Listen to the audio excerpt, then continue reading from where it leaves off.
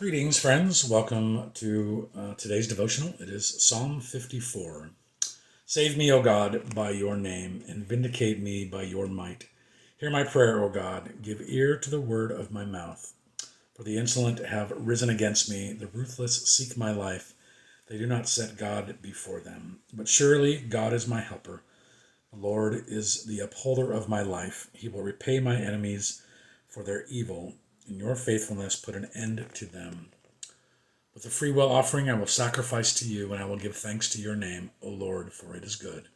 For he has delivered me from every trouble, and my eye has looked in triumph on my enemies. The psalmist, who's thought to be David in this case, is once again crying out to God for justice, for an injustice that's happened to him, and for protection and for relief in a time of trial. And certainly the message is repeated over and over again in Scripture that whom should we turn to in our lives and in our world when things are going crazy? We can try the things of this world to solve our problems or to help us out or to give us a sense of peace or normalcy, but ultimately it is God who's in control of all of these things.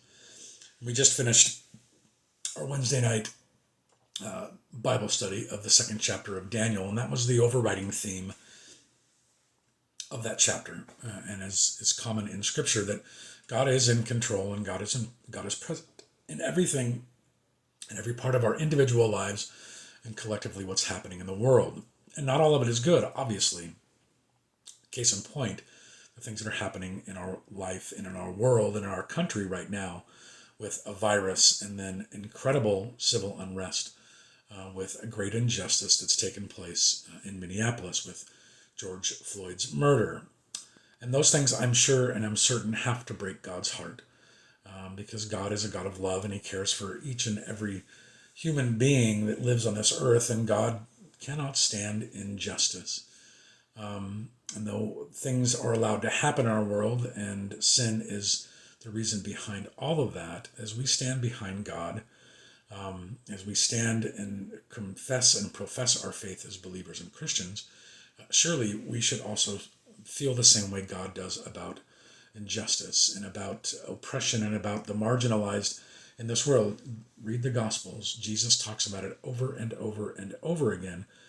But too often, because of our own feelings and our own biases and our own opinions on things, we often forget those things, and we allow injustice and oppression and all of those things to just happen in our world without batting an eye.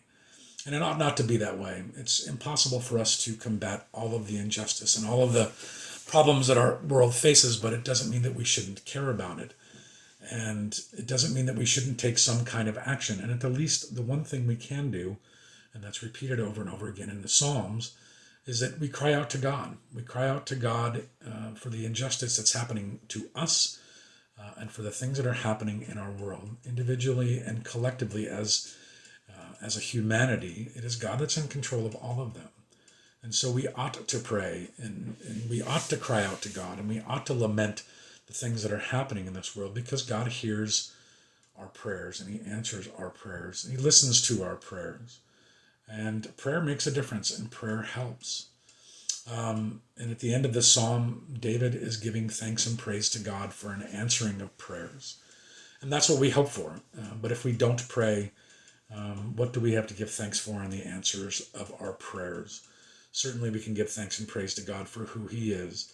But because of God's nature, he wants us to pray prayers of intercession to him for our own life situations, but also for the people in our world that live around us. Jesus said to love your neighbor, and the one way and the easiest way for us to do that is to pray, is to get on our knees and lift up our hearts and our spirits to God, and the hope that healing can come in physical ways, in emotional ways, in spiritual ways, in ways in our community, in ways in our life and in our world. God offers us the best way, a better way than what this world has to offer, and we see the evil in it. We ought to be people who are distributors of goodness, distributors of justice, distributors of peace and hope for a world that is in turmoil.